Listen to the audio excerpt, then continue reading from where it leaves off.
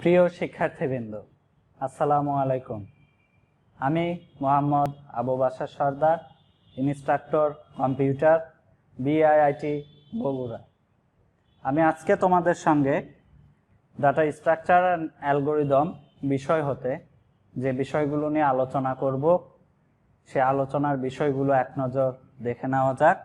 আমার আজকের আলোচনায় থাকছে ইনফিক্স এক্সপ্রেশনকে পোস্টফিক্স এক্সপ্রেশনে রূপান্তর, অর্থাৎ ইনফিক্স এক্সপ্রেশনকে কিভাবে পোস্টফিক্স এক্সপ্রেশনে রূপান্তর করা যায় সে সম্পর্কে আলোচনা থাকবে, এবং আলোচনায় থাকবে স্ট্যাক এর ওভারফ্লো এবং আন্ডারফ্লো বিষয়টি কি সে সম্পর্কে ধারণা। তাহলে আমরা আমাদের মূল আলোচনায় ফিরে যাই। আমরা কি করব? ইনফিক্স এক্সপ্রেশনগুলোকে পোস্টফিক্স এক্সপ্রেশনে রূপান্তর করব। ইনফিক্স এক্সপ্রেশন কোনটি ছিল? যখন অপারেটরটি অপারেন্ড দ্বয়ের মাঝে অবস্থান করে সেই অবস্থাকেই বলা হচ্ছিল ইনফিক্স এক্সপ্রেশন। অর্থাৎ উদাহরণ হিসেবে আমরা বলতে পারি এ প্লাস বি, প্লাসটি হচ্ছে অপারেটর, এ আর বি হচ্ছে অপারেন্ড। অপারেন্ড দ্বয়ের মাঝে কি অবস্থান করছে? অপারেটর অবস্থান করছে, তাকে বলা হচ্ছে ইনফিক্স এক্সপ্রেশন। আর পোস্টফিক্স এক্সপ্রেশন কোনটি? যখন অপারেটর অপারেন্ড দ্বয়ের পরে বা শেষে অবস্থান করে তাকে বলা হচ্ছে পোস্টফিক্স এক্সপ্রেশন। এক্ষেত্রে আমরা উদাহরণে বলতে পারি A B plus, A B operand দ্বয়ের শেষে কি রয়েছে? অপারেটর রয়েছে। তাহলে আমরা কিছু এক্সপ্রেশন দেখে নেই। একটি আছে কি, প্রথম বন্ধনীর মধ্যে A minus B into D divided E. তাহলে এইটা কিসে রয়েছে? আমার ইনফিক্স এক্সপ্রেশনে রয়েছে।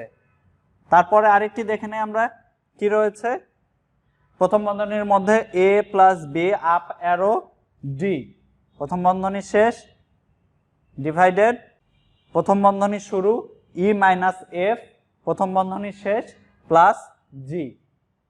এটাও কিসে রয়েছে? ইনফিক্স এক্সপ্রেশনে।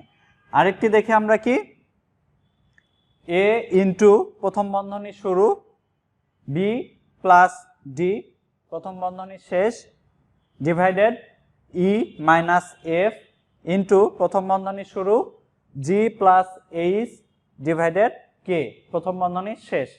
এটিও কিসে রয়েছে? ইনফিক্স এক্সপ্রেশনে।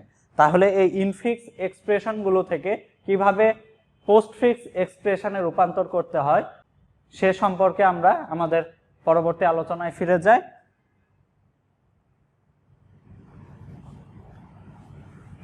প্রথমটি নিয়ে কাজ করি।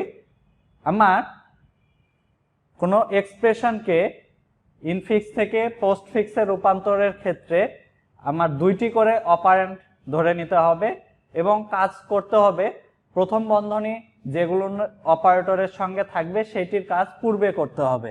তাহলে আমার এখানে প্রথম বন্ধনীর মধ্যে কি রয়েছে? এ মাইনাস বি, আবার প্রথম বন্ধনীর মধ্যে রয়েছে কি? D divided E.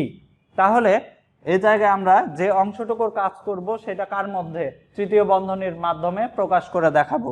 তাহলে আমার কিসে রূপান্তর করতে হবে? পোস্টফিক্সে, অর্থাৎ অপারেটরটি অপারেন্ডের পরে শেষে নিয়ে যেতে হবে। তাহলে এ বি মাইনাস, অপারেটরটি কোথায় চলে গেছে? শেষে চলে গেছে। ডিই ডিভাইডেড, ভাগটি কোথায় চলে গেছে? ডিইর শেষে, অপারেন্ডের পরে। তাহলে এইটা যদি আমরা পুরোটুকুকে কি হিসাবে? এ হিসাবে বিবেচনা করি, এই পুরোটুকুকে কি হিসাবে? বি হিসাবে বিবেচনা করি, তাহলে এ ইন্টু বি রয়েছে। তাহলে আমরা পরের কাজটি কি করব? এই অপারেন্টটি শেষে নিয়ে যাব। তাহলে কি হচ্ছে? A B minus DE divided ভাগ, তারপরে ইন্টু। তাহলে আমার প্রথম সমীকরণটির কি ইনফিক্স থেকে পোস্টফিক্সে রূপান্তর হয়ে গেছে। এর পরবর্তীতে আসি পরবর্তী সমীকরণে। এই সমীকরণে আমরা কি করব? প্রথমে প্রথম বন্ধনীর কাজ করব। কোন পাশ থেকে? ডান পাশ থেকে শুরু করব। বি ডি আপ অ্যারো, তাহলে আপ অ্যারোটা কোথায়? অপারেন্ডের পরবর্তীতে নিয়ে যাব। আরও একটি প্রথম বন্ধনী রয়েছে, সেটার কাজও করব আমরা। তাহলে দেখা যাক এ প্লাস কি হচ্ছে তৃতীয় বন্ধনীর মধ্যে B D up arrow first bracket close ভাগ দিয়ে কি হচ্ছে ই এফ মাইনাস অপারেটরটি কোথায় চলে গেছে শেষে চলে গেছে প্লাস জি রয়েছে। এখন এই প্রথম বন্ধনীর মধ্যে আমরা প্রথমটি কি ধরছি এ প্লাস পুরোটুকিকে কি ধরছি বি ধরছি, তাহলে এ প্লাস বি এই অংশের কাজ করতে আমরা কি করছি A B D up arrow তারপরে শেষে চলে যাচ্ছে কি প্লাস টি প্লাস, তারপরে কি রয়েছে ডিভাইডেড যে অংশ রয়েছে সেই রকমই পরের অংশটুকু রয়েছে। এর পরবর্তীতে আমরা এর পুরো অংশটুকুকে যদি এ হিসেবে বিবেচনা করি এবং পরের অংশটুকুকে বি হিসেবে বিবেচনা করি তাহলে এ বি দুইটি কি অবস্থায় রয়েছে ডিভাইডেড ভাগ অবস্থায় রয়েছে, তাহলে এই দুইটিকে কাজ করার জন্য আমার ভাগটিকে কোথায় নিয়ে যেতে হবে শেষে।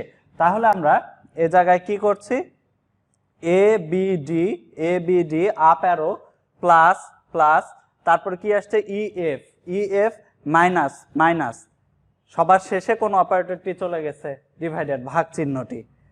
তাহলে এখন আমরা এই লাইন থেকে কি ধরবো এই পুরো অংশটুকুকে এ হিসেবে বিবেচনা করব, জিটিকে কি হিসেবে বিবেচনা করব বি হিসেবে বিবেচনা করব। তাহলে প্লাসটি হচ্ছে আমার কি অপারেটর মাঝে রয়েছে এটিকে কি করতে হবে পোস্টফিক্স শেষে নিয়ে যেতে হবে।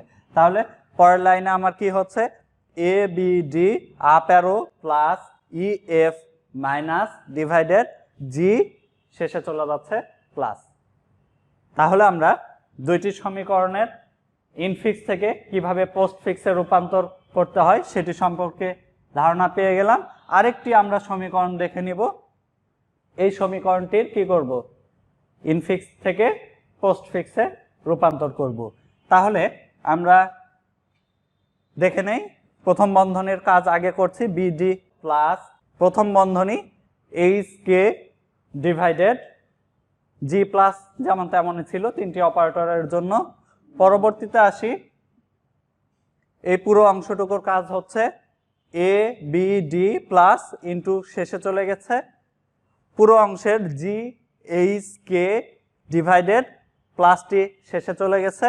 এখন এক্ষেত্রে আমার এই অংশটুকু পুরোটুকু এ এটি হচ্ছে বি, এটি হচ্ছে এ পুরোটুকু হচ্ছে বি, সেটার মধ্যে কাজ করার জন্য আমার কি হচ্ছে A B D plus into ই আগে আসছে ডিভাইডেডটা পরে শেষে চলে গেছে। পরের অংশটুকুর মধ্যে এ তারপর জি এফকে আমরা এ হিসেবে বিবেচনা করছি সেজন্য প্রথমে এফ তারপর জি এইচ কে ডিভাইডেড প্লাস এই ইনটুটি কোথায় শেষে চলে গিয়েছে। তাহলে এই জায়গা থেকে আমার এই পুরো অংশটুকু হচ্ছে এ, পরের পুরো অংশটুকু যদি বি হিসেবে বিবেচনা করি তাহলে মাইনাস টি অপারেটর এটি কোথায় নিয়ে যেতে হবে শেষে নিয়ে যেতে হবে। আমরা কি করলাম A B D plus into E divided F G H K divided plus into এই মাইনাসটি কোথায় সবার শেষে চলে গিয়েছে। তাহলে আমার কি ইনফিক্স থেকে পোস্টফিক্সে রূপান্তর করা সম্পন্ন হয়ে গেছে। তাহলে কিভাবে ইনফিক্স এক্সপ্রেশন থেকে পোস্টফিক্স এক্সপ্রেশনে রূপান্তর করতে হয় সে সম্পর্কে আমরা ধারণা পেয়ে গেলাম। এর পরবর্তীতে আসি আমরা স্ট্যাক এর ওভারফ্লো এবং আন্ডারফ্লো। ওভারফ্লো যদি স্ট্যাকে নতুন কোনো আইটেম সংযোজন করার মতো কোনো অবস্থা না থাকে অর্থাৎ কোনো স্পেস না থাকে তাহলে সেই অবস্থাটাকেই বলা হচ্ছে ওভারফ্লো। আর অপরপক্ষে আন্ডারফ্লো কি হচ্ছে স্ট্যাক হতে কোনো উপাদান বিয়োজন করা বা অপসারণ করার মতো কোনো উপাদানই যদি না থাকে অর্থাৎ স্ট্যাকটি যদি খালি থাকে তবে সেই অবস্থাটিকেই বলা হচ্ছে আন্ডারফ্লো। তাহলে আমরা ওভারফ্লো এবং আন্ডারফ্লো সম্পর্কেও ধারণা পেয়ে গেলাম। আমার আজকের আলোচনা এ পর্যন্তই ছিল। সকলেই ভালো থেকো। আল্লাহ হাফেজ।